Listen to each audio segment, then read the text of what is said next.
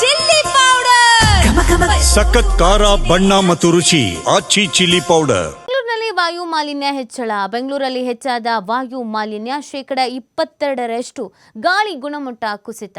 ಈ ವರ್ಷ 2 ದಿನ ಮಾತ್ರ ಉತ್ತಮ ಗಾಳಿ ಮಾಪನ ಕೇಂದ್ರಗಳ ದತ್ತಾಂಶ ಈ ಒಂದು ಮಾಹಿತಿಯನ್ನು ಹಂಚಿಕೊಳ್ತಾ ಇರೋದು. ನಾವು ದೆಹಲಿಯಲ್ಲಿ ನೋಡ್ತಾ ಇದ್ವಿ. ದೆಹಲಿಯಲ್ಲಿ ವಾಯು ಮಾಲಿನ್ಯ ಹೆಚ್ಚಳ ಆಗ್ಬಿಟ್ಟಿದೆ.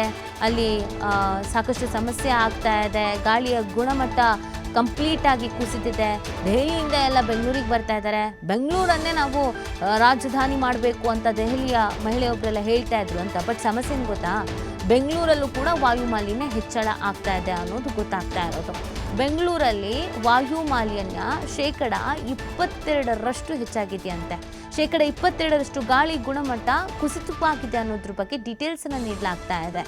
ಈ ವರ್ಷ 2 ದಿನ ಮಾತ್ರ ಉತ್ತಮ ಗಾಳಿ ಇದ್ದಿದ್ದು ಅಂತ ಮಾಪನ ಕೇಂದ್ರಗಳ ದತ್ತಾಂಶ ಮಾಹಿತಿಯನ್ನು ನೀಡ್ತಾ ಇರೋದು.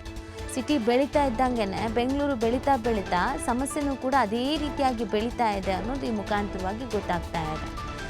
ನಾವು ಎಷ್ಟು ಅಪ್ಡೇಟ್ ಆಗಿದ್ದೀವಿ ಅಥವಾ ಬೆಂಗಳೂರು ನಗರ ದೊಡ್ಡದಾಗ್ತಾ ಇದೆ, ಜನಸಂಖ್ಯೆ ಹೆಚ್ಚಾಗ್ತಾ ಇದೆ, ವೆಹಿಕಲ್ಸ್ಗಳು ಹೆಚ್ಚಾಗ್ತಾ ಇದೆ, ಎಷ್ಟು ಮಂದಿ ಜೀವನ ಇಲ್ಲಿ ಕಟ್ಕೊಳ್ತಾ ಇದ್ದಾರೆ, ಇದೆಲ್ಲದರ ಜೊತೆಗೆ ವಾಯು ಮಾಲಿನ್ಯ ಕೂಡ ಅಷ್ಟೇ ಪ್ರಮಾಣದಲ್ಲಿ ಹಾಳಾಗ್ತಾ ಇದೆ ಅನ್ನೋದು ಗೊತ್ತಾಗ್ತಾ ಇದೆ. ಇದು ಹೀಗೆ ಬಿಟ್ಟರೆ ಸಮಸ್ಯೆ ಆಗ್ಬೋದು. ಏನೇನು ಕ್ರಮಗಳನ್ನು ಕೈಗೊಳ್ಳಬೇಕಾಗತ್ತೆ, ಪ್ಲ್ಯಾನ್ಸ್ಗಳನ್ನು ಮಾಡ್ಕೊಳ್ಬೇಕಾಗತ್ತೆ. ಈಗಿಂದನೇ ಮಾಡ್ಕೊಳ್ಳುವಂಥದ್ದು ಸೂಕ್ತ. ಇಲ್ಲಾಂದರೆ ನಾವು ದೆಹಲಿಯ ಪರಿಸ್ಥಿತಿಯನ್ನು ನೋಡ್ತಾ ಇದ್ದೀವಿ.